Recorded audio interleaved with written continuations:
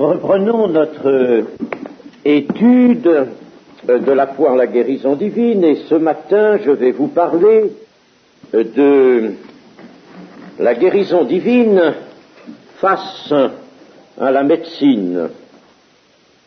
Vous savez que je n'ai pas personnellement, pour bien des raisons, une très grande confiance en la science. De bonnes raisons pour cela, pas plus la science médicale qu'une autre, et j'ai commencé la lecture hier soir d'un ouvrage que M. Dugaste m'a prêté, La Terre s'en va, de Jacob, physicien, et alors je vous en donnerai d'ailleurs un petit aperçu. Ce physicien, c'est un livre qui vient de paraître, ce physicien commence par déclarer qu'il a écrit ce livre pour bouleverser toutes les doctrines scientifiques actuelles de notre temps. Il montre qu'elles sont fausses, qu'on nous a enseigné des choses absolument fausses. Lui, bien sûr, prétend que ce qu'il enseigne va être juste et vrai. En feuilletant le livre, je me suis aperçu qu'il en a encore pas mal à son compte d'erreurs, et il en a d'autres, n'est-ce pas? Mais enfin, c'est très intéressant de voir qu'un savant, qui d'ailleurs a été approuvé par d'autres savants, n'est-ce pas? Il n'est pas absolument tout seul, attaque lui-même, voyez-vous, d'autres dogmes scientifiques. Par conséquent, n'est-ce pas, nous avions bien raison de le dire il y a quelque temps, quand nous avions été amenés sur le sujet d'une confrontation de la science et de la foi, nous avions bien raison, n'est-ce pas, de dire que la science elle-même est instable, absolument instable. Elle avance quantité de théories, de doctrines, qu'elle est obligée d'abandonner, de désavouer plus tard, ou tout au moins que d'autres sont obligés de désavouer. Bon, je dis cela un peu comme préparation à ce que nous allons étudier ce matin de la guérison divine et de la médecine. La guérison divine a été souvent regardée comme une concurrente de la médecine. Et cette vue, bien entendu, est complètement à écarter, elle est simpliste. Mais la conjugaison des deux, c'est-à-dire de la médecine et de la guérison divine, n'est pas du tout une position de foi. Disons-le en commençant, la foi est quelque chose qui ne peut pas partager. On a beaucoup encensé la médecine. On l'encense encore un peu moins ces dernières années, toutefois. Parce que, comme elle a rencontré bien des échecs, comme elle s'est aventurée dans des exercices, des pratiques véritablement audacieuses, comme par exemple de greffer le cœur d'un babouin sur un être humain, et la personne à qui ce cœur a été donné a vécu 3 heures.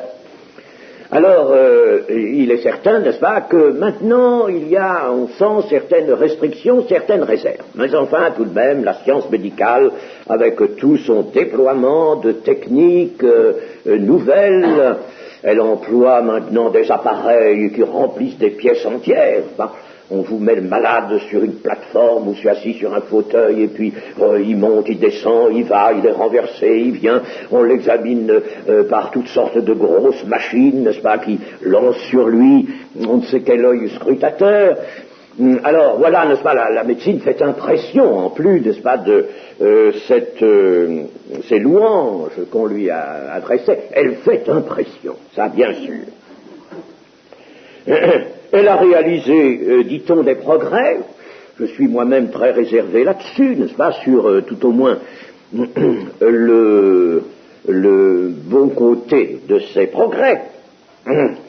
Et elle fait impression Évidemment, quand on entre dans un hôpital ou dans une clinique vraiment moderne, on aperçoit tous ces instruments, toutes ces techniques, n'est-ce pas? Se dit la science médicale est capable de beaucoup de choses. Faut-il tellement se féliciter du développement des moyens techniques et thérapeutiques qui a transformé entièrement du tout au tout les pratiques médicales et même, disons, l'art du médecin? Faut-il s'en féliciter? Nous pourrions dire qu'il y a à ces développements des techniques qu'emploie la médecine une très forte contrepartie. Une très forte contrepartie. Les procédés employés, en effet, que ce soit des procédés courants ou des procédés qui ne sont utilisés qu'exceptionnellement, ces procédés restent-ils compatibles avec la continuité de la vie des organismes traités? Il y a déjà un problème énorme qui se pose. On va prendre un malade, mettons grave, sur lequel son entourage a des inquiétudes. On va le confier à la médecine, à la chirurgie, et puis il va sortir quelque temps de l'hôpital. Il est vivant, oui, il est vivant. Il va lui falloir une longue convalescence. Et cet homme, va-t-il vivre longtemps? Ah ça, la médecine ne s'en soucie pas, il est sorti. Il est sorti de la clinique, il est chez lui, il est considéré comme guéri, c'est fini, n'est-ce pas? Comment va-t-il vivre? Va-t-il avoir une vie souffreteuse, végétative, être infirme, mourir peu de temps après? Ça, la science ne s'en soucie pas, c'est un gain pour elle, considéré comme un gain. Il y a donc déjà cette question qui se pose, n'est-ce pas, de la continuité de la vie des organismes qui sont traités par la médecine. Ça, c'est un côté que l'on ne regarde pas. Je le dirai d'ailleurs un peu plus loin en citant les propos d'un médecin lui-même. La violence des traitements n'est-elle pas une contrepartie au progrès de la science médicale? Une contrepartie. La chirurgie, évidemment, aujourd'hui, fait des prodiges. C'est vrai. La science médicale utilise couramment et à peu près exclusivement, en dehors de la chirurgie et de certains traitements, elle utilise la chimiothérapie, et même en cours de ces traitements, la chimiothérapie, c'est-à-dire l'utilisation de produits chimiques provenus de synthèse, des laboratoires, synthèse, des produits chimiques. Elle utilise les rayons gamma du cobalt, qui n'ont pas d'action sélective, bien entendu, n'est-ce pas, qui brûlent tout ce qui est sur leur passage. Et qui vont jusqu'à brûler, par exemple, lorsque c'est dans le bas du corps, n'est-ce pas, au milieu du corps, vont jusqu'à brûler la base de la colonne vertébrale. Et elle utilise la radiumthérapie aussi, hein, le traitement par la radioactivité du radium. Tout cela, ce sont des traitements violents, que les homéopathes, d'ailleurs, n'aiment pas et décrient. Bref, ce qui nous préoccupe ici, c'est de réfléchir en gens de foi au rapprochement de la médecine et de la guérison par la puissance de l'Esprit de Dieu. Une première chose est à noter, et que les malades chrétiens devraient bien se représenter, c'est que beaucoup de médecins ne croient pas en Dieu. Le croyant va donc devoir, s'il fait appel à la médecine, livrer son corps, livrer son psychisme même, et ça c'est grave, à des hommes qui sont aveugles du côté de ce qui importe le plus pour la vie, c'est-à-dire la grâce de Dieu. Avoir recours à la médecine, c'est ça, se livrer entièrement à des hommes qui ne croient pas, à des hommes qui sont en dehors et qui vont tout faire en dehors des ressources de la foi. D'autre part, cette science médicale a toujours ses limites, elle en aura toujours, elle a ses limites. Et ces limites, elle essaie de les faire reculer par l'audace des moyens qu'elle emploie, et elle ne déploie ses grandes interventions qu'avec un large afflux financier. Voilà aussi des choses qu'il faut considérer. Il faut beaucoup d'argent. Si l'on veut mettre en mouvement toutes ces techniques, n'est-ce pas, eh bien, il faut de l'argent. Bien sûr, il y a la sécurité sociale, il y a les caisses mutuelles, tout cela, on dira maintenant, les malades sont bien soulagés de ce côté-là, mais il n'empêche, n'est-ce pas, que nous voyons ceci, c'est que la médecine, n'est-ce pas, fait couler des fleuves d'argent.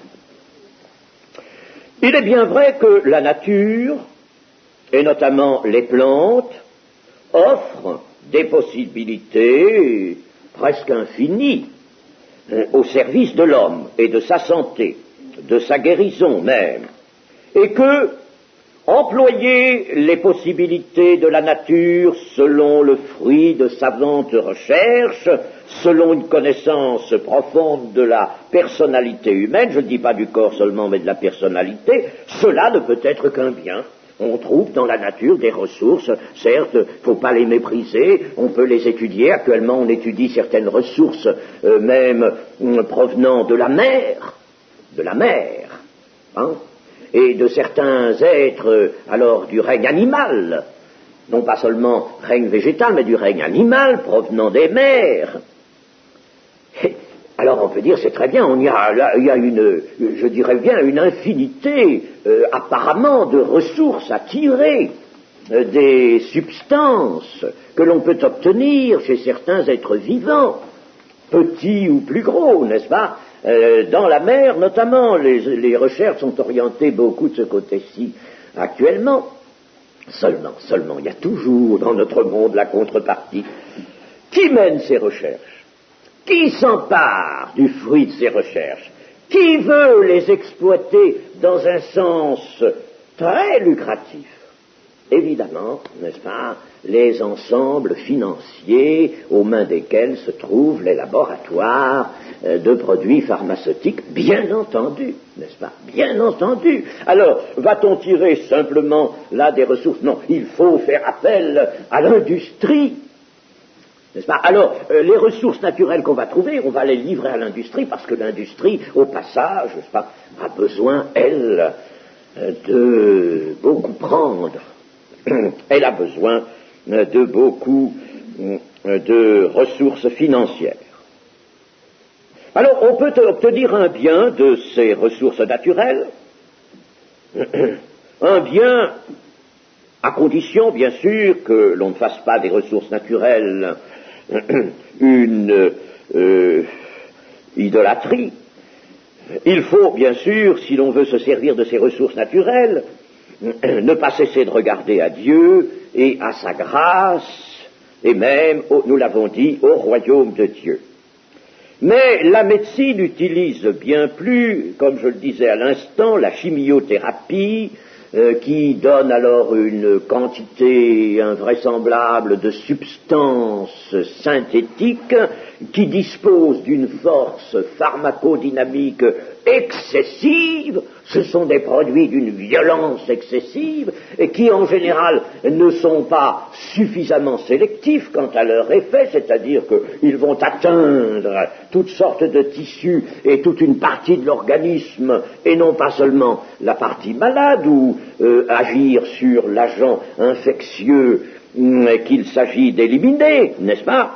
Ce sont des produits de pure synthèse, doués d'une grande force pharmacodynamique, et on a beaucoup plus recours à cela qu'aux vertus des substances naturelles. On ne saurait, d'autre part, aucunement reprocher à l'Église primitive non plus à l'Église évangélique d'aujourd'hui qui veut retrouver la vie de l'Église primitive, on ne saurait reprocher d'attendre de Dieu la guérison des malades et de croire aux promesses et instructions de l'Évangile, de la parole de Dieu, des instructions de provenance divine. Mais la médecine a souvent reproché cela. Et on peut dire que c'est la médecine qui a attaqué cette position plutôt que l'inverse.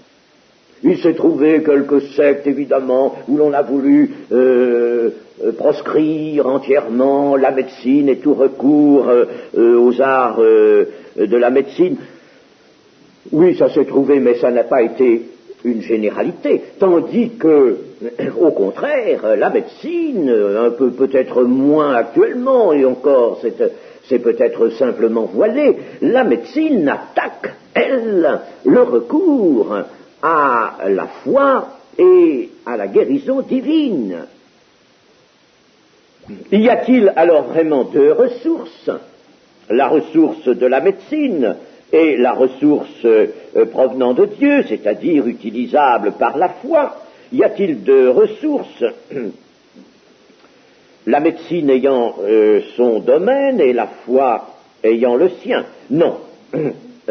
Considérer les choses sous cet angle-là, c'est le moyen de ne plus pouvoir du tout exercer la foi de façon réelle, se mettre dans l'incapacité d'exercer une foi réelle. Le partage n'a jamais permis à la fois un exercice vraiment entier. Ce qu'on peut dire,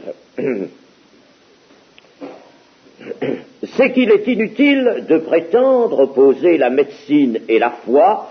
Cela ne viendrait que d'un examen des choses, une comparaison purement humaine, de l'esprit humain. Mais si on pense en homme de foi, on ne s'amusera pas à s'arrêter à cette opposition de la médecine et de la foi. Un homme vraiment spirituel, s'il est malade ou s'il est blessé, saura vraiment humilier son âme, se tourner vers Dieu, prier, supplier même, demander l'assistance de l'Église. S'il n'est pas aussitôt guéri, il usera des ressources de la médecine comme il le jugera bon, selon sa conscience. Toutefois, il se réservera des traitements aventureux.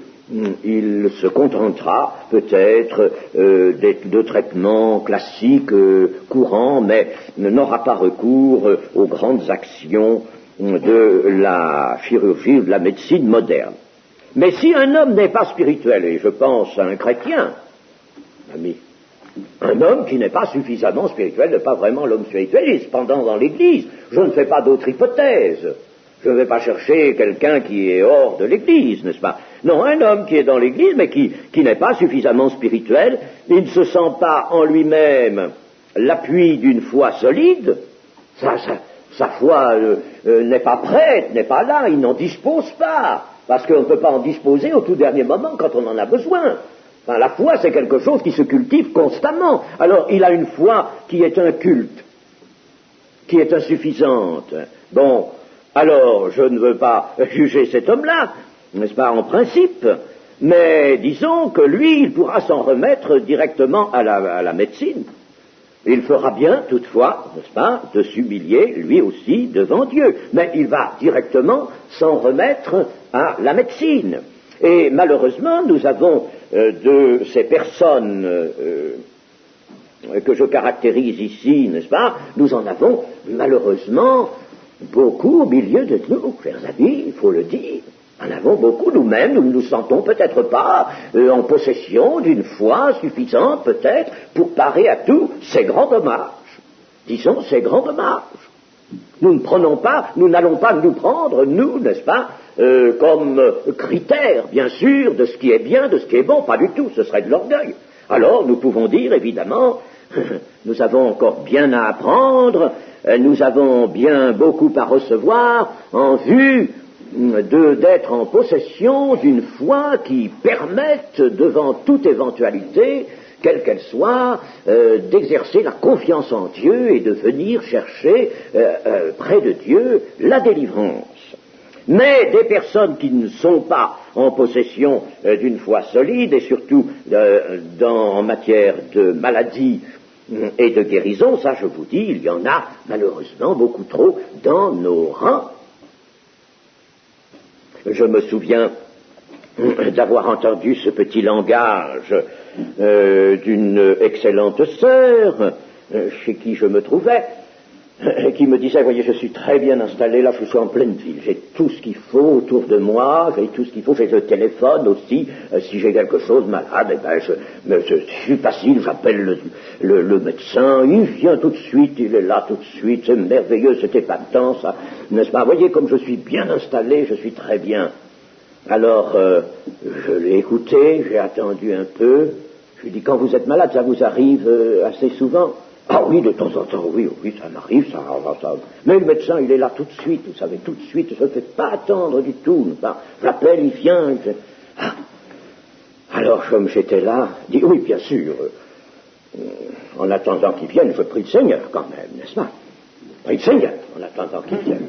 Voilà le genre de foi que l'on trouve, mes amis. Voilà.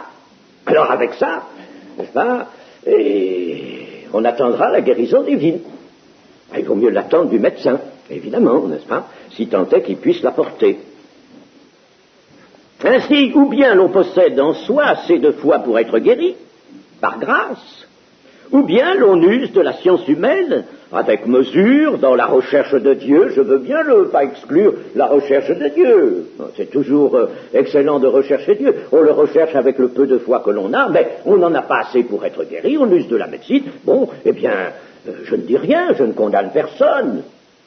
Mais jamais je ne ferai de procès à personne d'appeler le médecin. Seulement, n'est-ce pas, je vous disais, raconter cette petite chose, là, à l'instant, c'était pour vous montrer tout de même, n'est-ce pas, que la foi arrive à être bien beau. Elle est quelque chose d'accessoire, de secondaire. Le principal, c'est la position dans la ville, c'est le téléphone, c'est cette vigilance du médecin, n'est-ce pas, qui accourt tout de suite. Ça c'est excellent. Puis, bien sûr, la prière avec, un peu de prière avec. Bien évidemment, n'est-ce pas, ça c'est infiniment regrettable, et c'est cette position-là, n'est-ce pas, qu'il nous faut absolument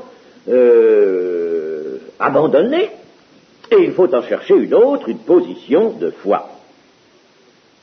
Et n'oublions pas aussi une chose, c'est que dans les maladies, je ne vais pas m'étendre là-dessus, mais il y a pourtant tout un domaine là, un domaine de réflexion.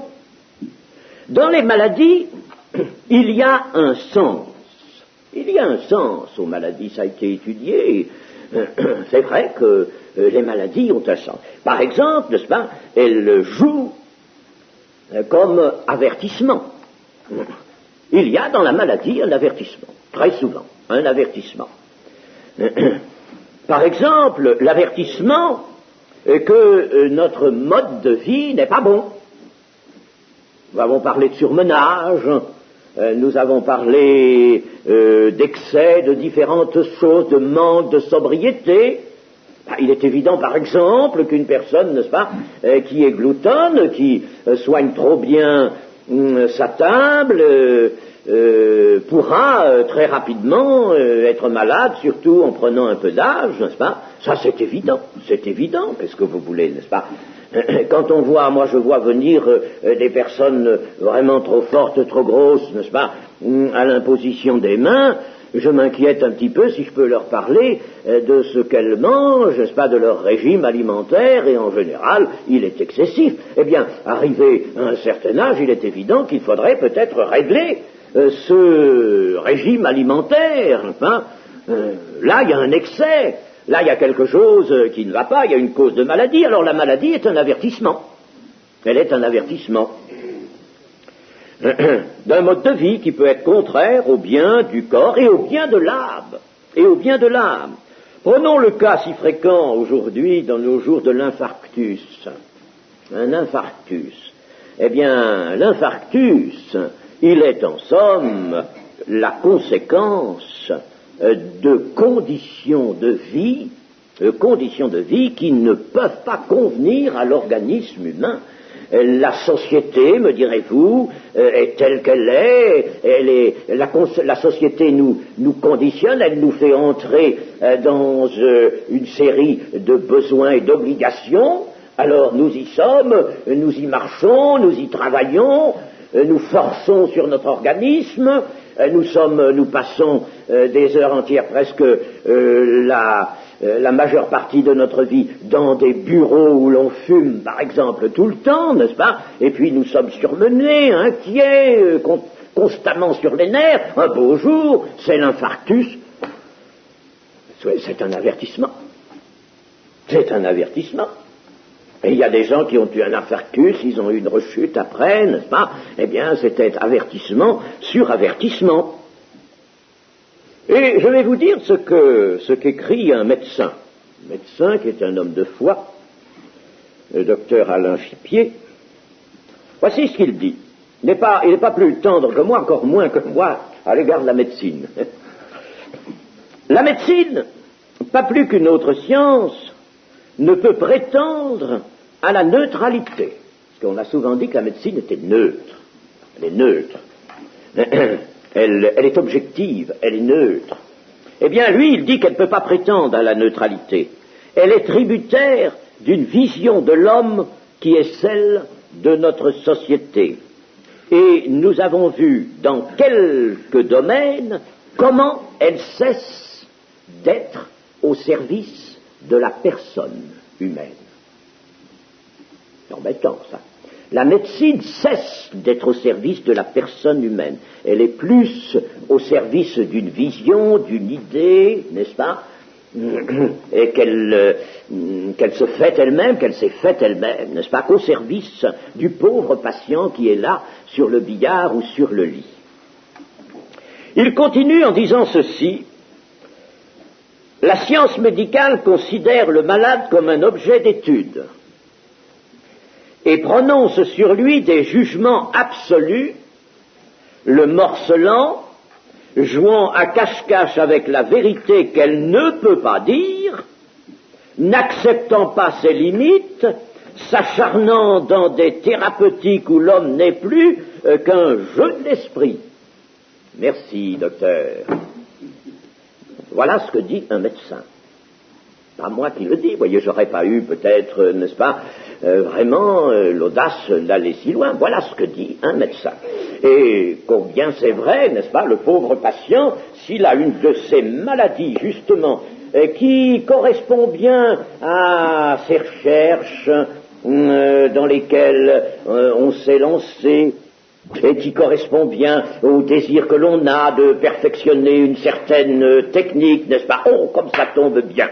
Voilà le sujet qu'il nous faut. Alors on prend le sujet, on va le martyriser, ce pauvre sujet, n'est-ce pas? Le martyriser, puis on a complètement perdu de vue qu'il s'agissait de le guérir et de le remettre sur pied, mais on va l'ouvrir, taillader de tous les côtés, n'est-ce pas? Sortir des organes, les rentrer, mettre un tas de choses, n'est-ce pas? Et puis quand on l'aura sorti de la clinique et de l'hôpital, ce sera un martyr de la science.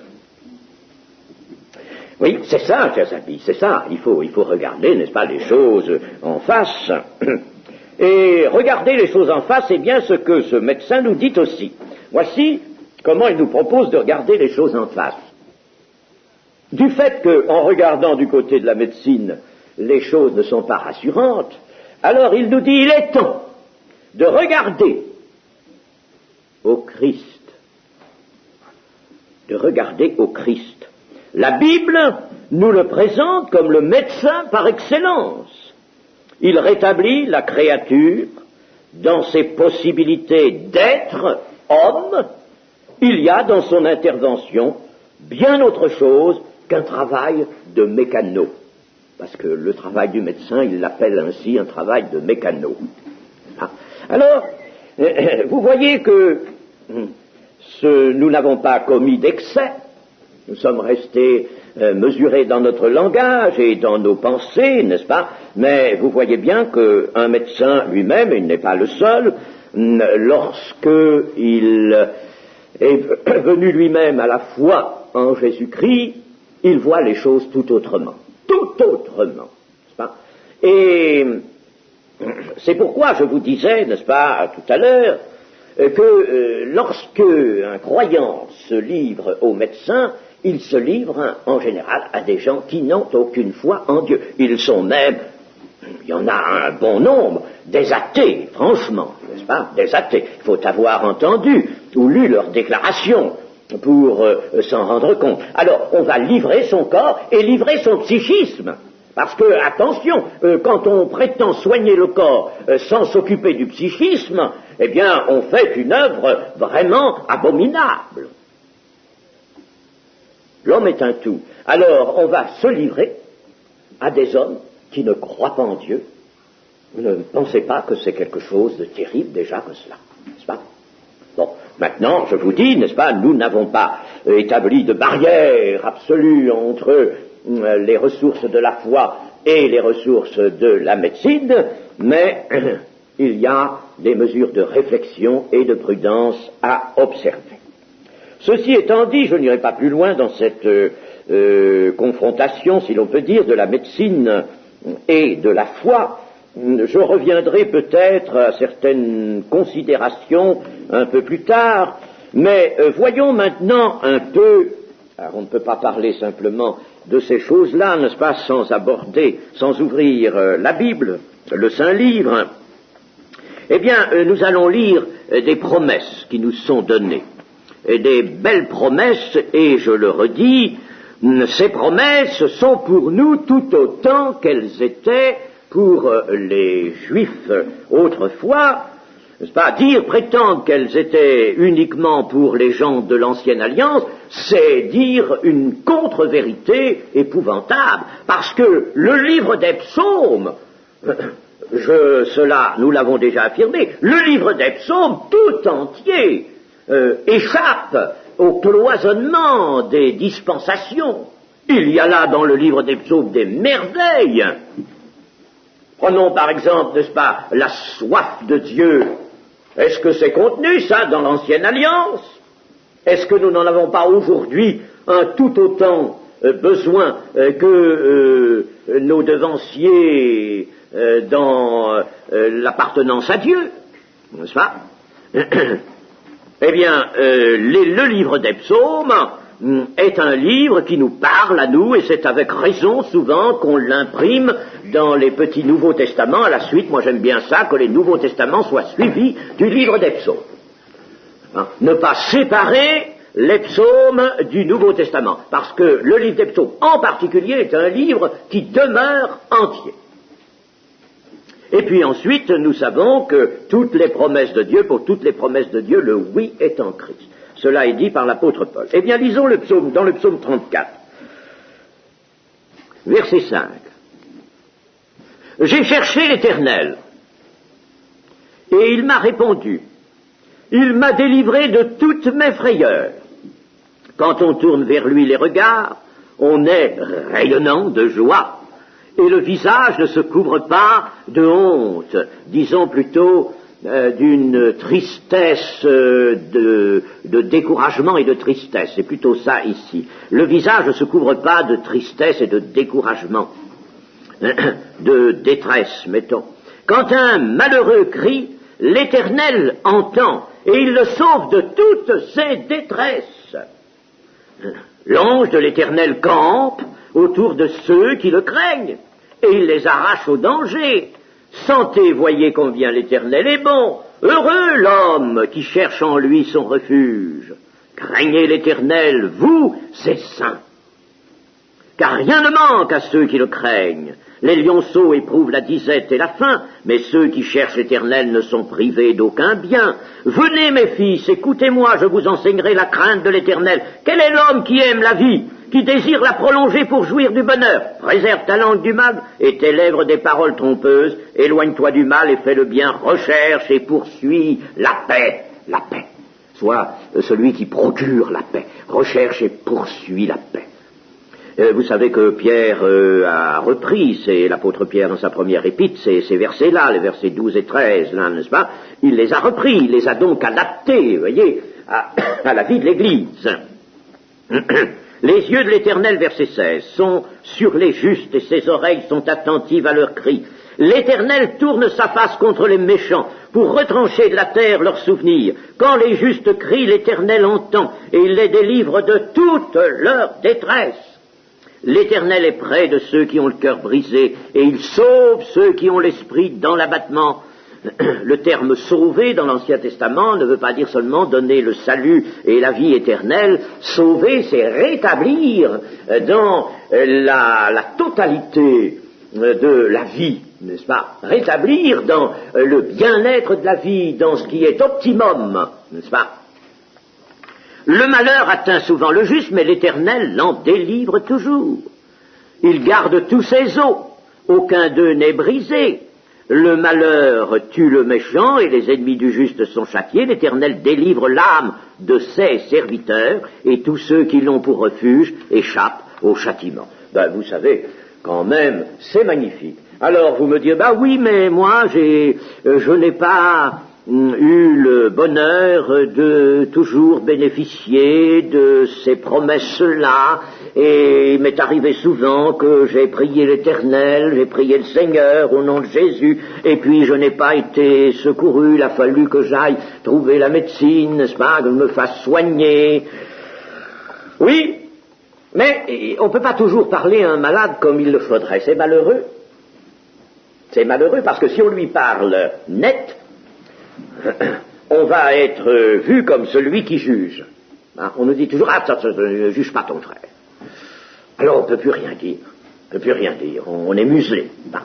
Mais il faudrait pouvoir dire avec toute la douceur et toute la force de l'amour de Dieu. Vous voulez dire, mon frère, voyons, tu dis que les promesses n'ont pas joué pour toi. Bon, mais as-tu examiné ton âme? As-tu fait cela? Relis un peu ton Nouveau Testament, là, relis les évangiles, relis les épîtres. As-tu examiné ton âme? T'es-tu examiné? As-tu véritablement regardé comme Dieu te regarde? As-tu vu le fond de ton âme, de ton cœur? Ah oui, je l'ai fait il y a pas mal d'années. Mais le fais-tu souvent? Le fais-tu réellement? Le fais-tu avec humilité, en acceptant de t'humilier jusqu'au bout, autant que ce sera nécessaire? Acceptes-tu ça? Voyez-vous, c'est le langage qu'il faudrait tenir. Alors, on dira, attention, vous jugez. Il y en a un jour, et c'était un prédicateur ambulant, itinérant. Il avait une grande barbe, un homme assez sympathique, mais... je lui faisais un jour, ou plutôt c'est un jeune qui était avec moi qui lui avait fait ce reproche. Le jeune m'en avait parlé, je lui avais dit, dites-lui, faites-lui avec amour, faites-lui un petit reproche. Alors tout de suite il a rechimbé, vous me jugez? Ah bon, alors on ne peut plus rien dire. On ne peut plus rien dire, qu'est-ce que vous voulez? Enfin, si on vous oppose ça, vous me jugez. Mais non, il faut pouvoir dire avec amour. Des choses comme cela, des conseils comme ça à son frère, bien entendu, attention, je ne vous incite pas à le faire de façon courante, n'est-ce pas, et à venir vers les autres, ça pourrait devenir évidemment un jugement. Mais, n'est-ce pas, là, d'une manière générale, s'il n'y a pas eu accomplissement des promesses de Dieu, c'est peut-être qu'on n'a pas insisté d'abord suffisamment dans la prière. On n'est pas arrivé peut-être là où le Seigneur voulait qu'on arrive, c'est-à-dire jusqu'à la supplication. Et puis en outre, n'est-ce pas,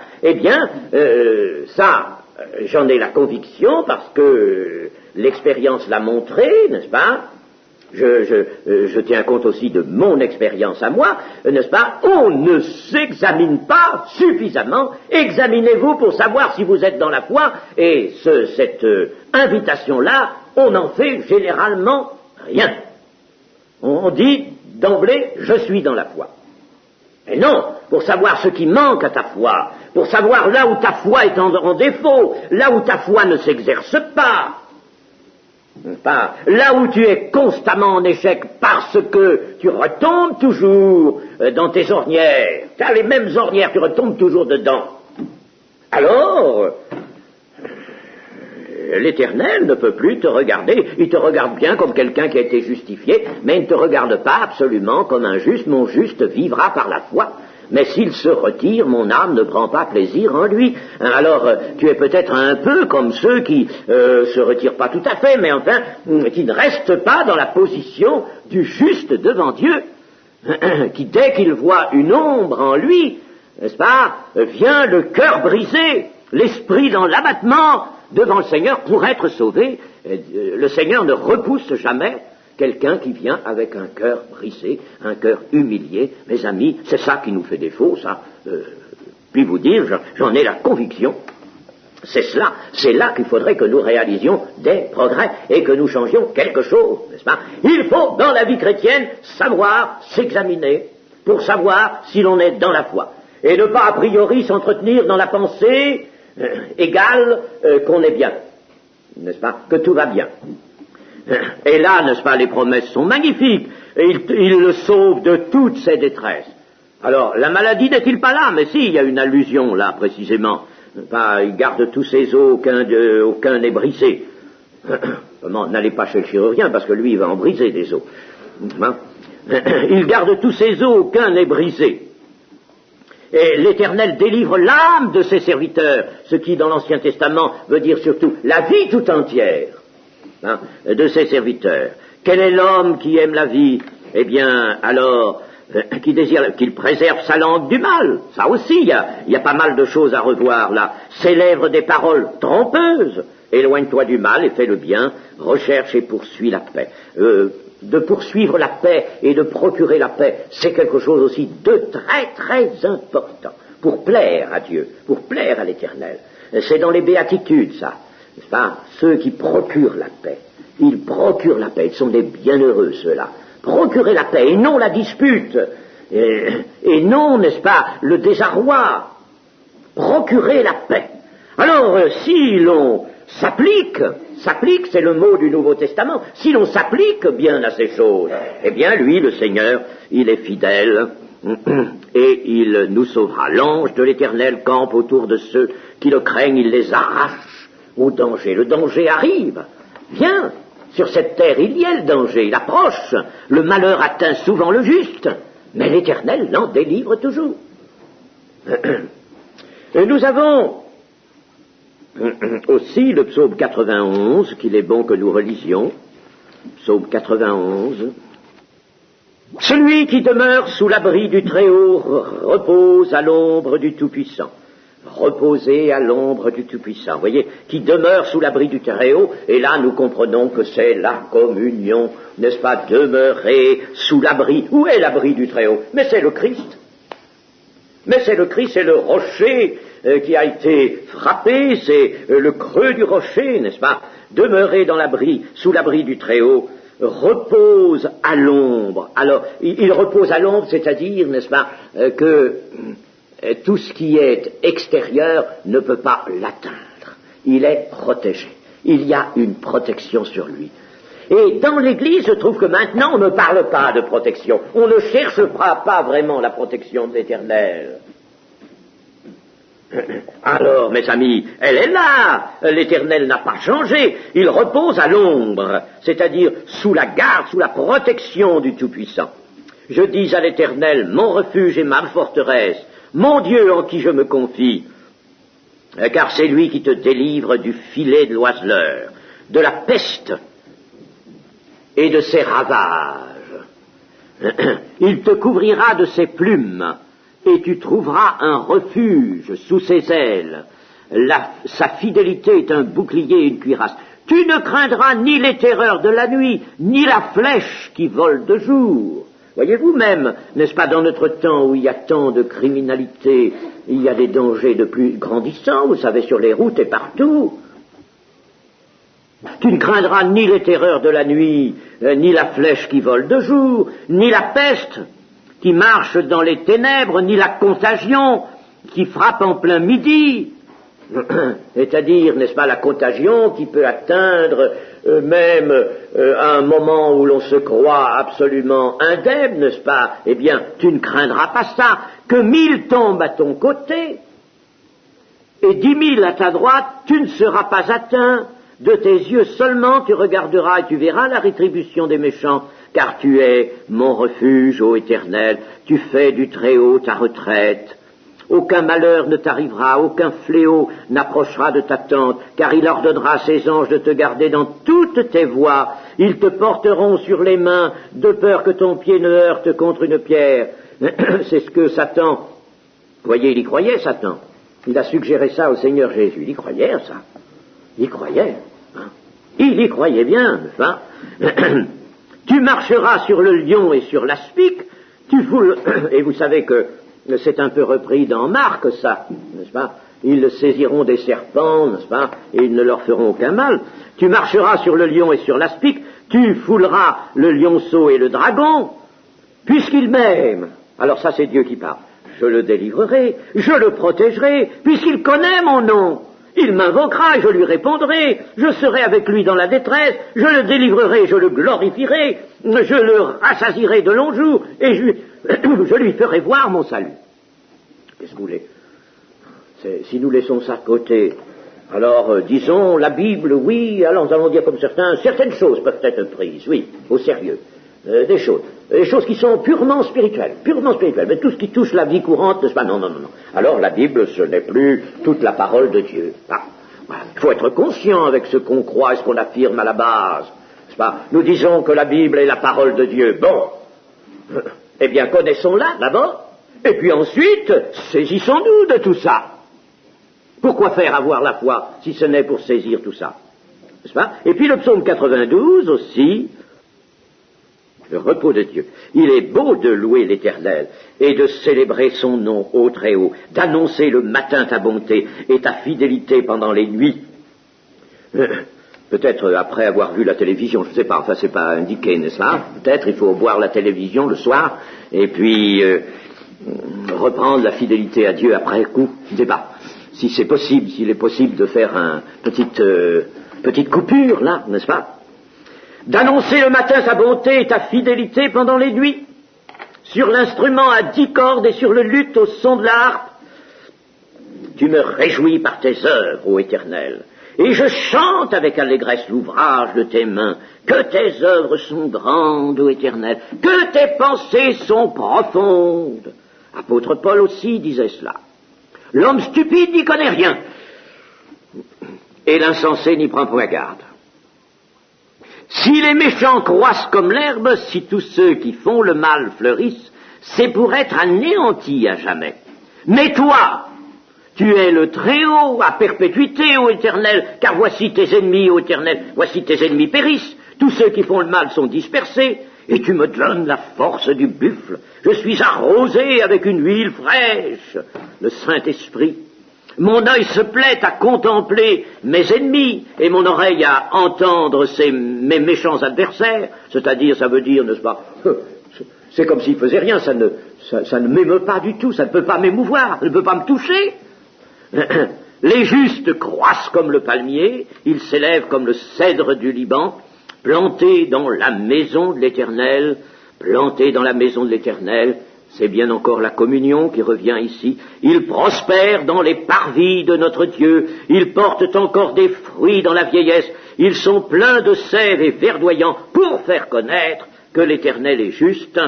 Il est mon rocher. Il n'y a point en lui d'iniquité. Alors, mes amis, même si la maladie n'est pas nommément cité ici, n'est-ce pas, ça n'a pas d'importance, la protection de Dieu, c'est pour l'âme, mon âme. Et mon âme, c'est autant la partie morale, spirituelle de notre être que la partie physique. Et puis, pour terminer, je voudrais aller aux Proverbes aussi, au livre des Proverbes, chapitre 3, verset 1. Ou plutôt, chapitre 3, verset 1. Mon fils, n'oublie pas mes enseignements.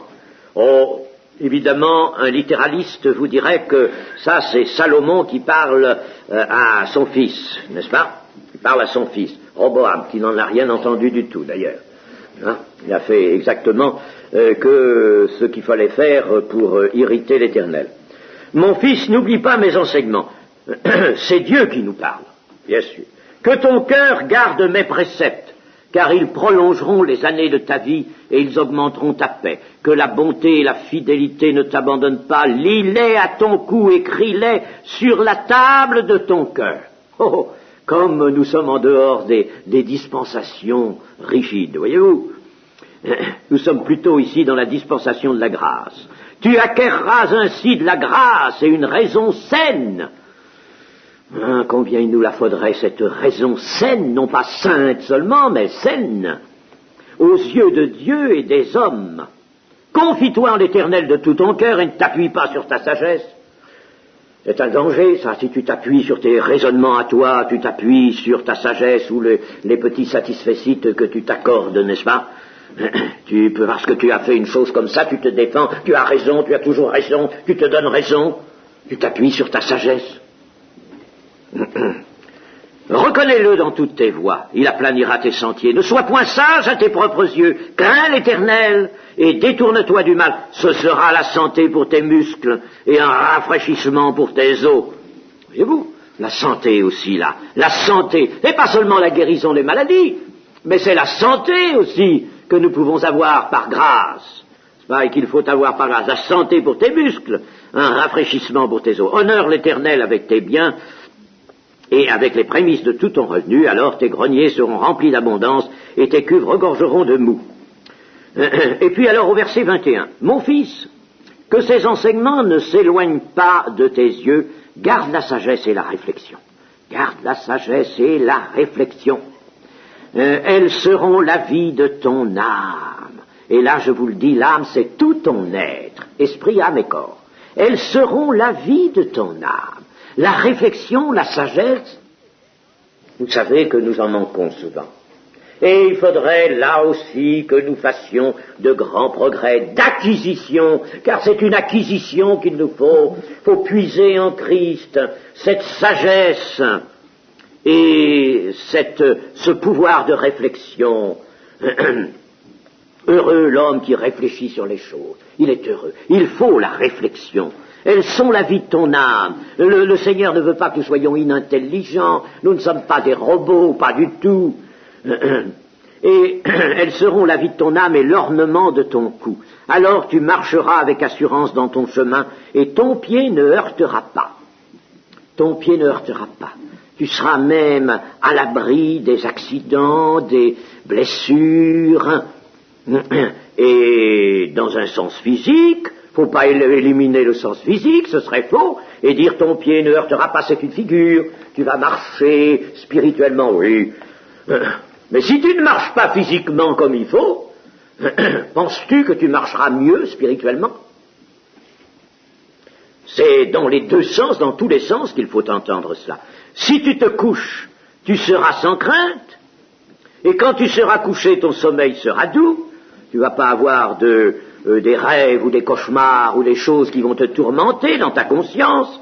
Ne redoute ni une terreur soudaine, ni une attaque de la part des méchants, car l'Éternel sera ton assurance et il préservera ton pied de toute embûche, dans tous les sens, physique ou moral ou spirituel. L'Éternel sera ton assurance. Ce qui veut dire ceci, tu n'auras pas d'autre assurance que l'Éternel.